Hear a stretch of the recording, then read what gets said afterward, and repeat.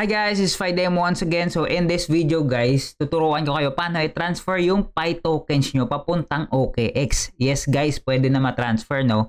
So para mabenta nyo siya sa February 20. So guys, let's go!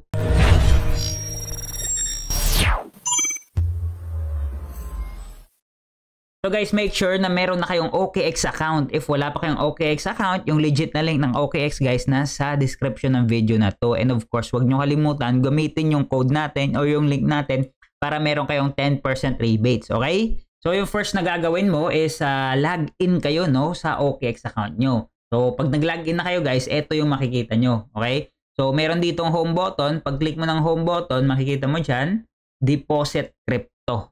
So, click mo deposit. Ito yung makikita mo guys. Deposit crypto. Go through mo lang. Click mo ulit. Okay? So, yung makikita mo dito ngayon is yung search button, no? So, search mo dyan guys yung Pi Network. Click mo lang, okay? Tapos, type mo PI. Okay? Lalabas na yan guys. Pi Network.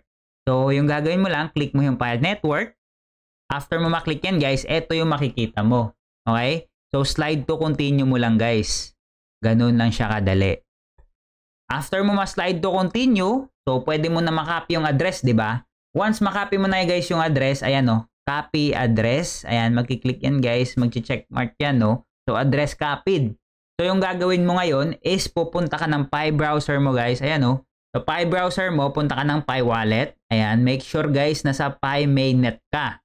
So dito naman guys sa Pi mainnet, okay? So ita-transfer natin yung Pi tokens natin from this wallet papunta dito sa OKX wallet natin para ma-trade natin sa February 20. Okay?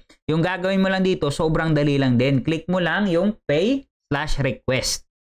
Pag click mo ng pay/request guys, dito, ito yung makikita mo. Okay? So ngayon, click mo lang manually add wallet address. So click mo yan guys, dito kanya dadalhin. Okay? So guys, lagyan nyo ng 1 Pi muna, okay? Te-testing nyo muna. Pag may pumasok, saka na kayo maglagay ng mas marami. So ganun ka dito guys, magawa ng mga transactions. Make sure muna, pag pumasok, saka ka magdagdag, okay? So, lagay ka 1 Pi, tapos yung wallet address mo, paste mo dito. So, after nyan guys, click mo lang send, okay? Pag click mo ng send guys, ito yung makikita mo. Do you recognize this Pioneer? Okay, so click mo lang confirm.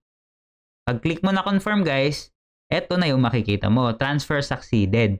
Close mo lang yan guys. After nyan, punta ka dito. Okay, punta ka sa OKX account mo. Click mo assets. Pag click mo ng assets guys, so makikita mo dyan guys sa pinakababa, 1 Pi pumasok na. Okay, ganun lang siya kadali guys. Okay, so pwede mo din ma-confirm dito sa history mo. Ayan, katulad sa akin sa history. Yung transfer ko dito ngayon, ayan, 1,000 Pi. Ayan, ito nagsimula ako ng 1 Pi tapos 1,000, 1,000, 1,000, 1,000. Saka sa email mo makikita mo din dyan, you have received Pi. 1,000 Pi has been credited to your account. Ganun lang kadali mag-transfer ng Pi tokens. If may mga questions kayo, let me know sa comment section guys. And if hindi pa kayo na-subscribe no, and if gusto nyo ng mga step-by-step guide na ganito, don't forget to subscribe guys. This is Fidem once again. Don't forget no, create kayo ng OKX account under my link. Thank you so much sa support guys. God bless. We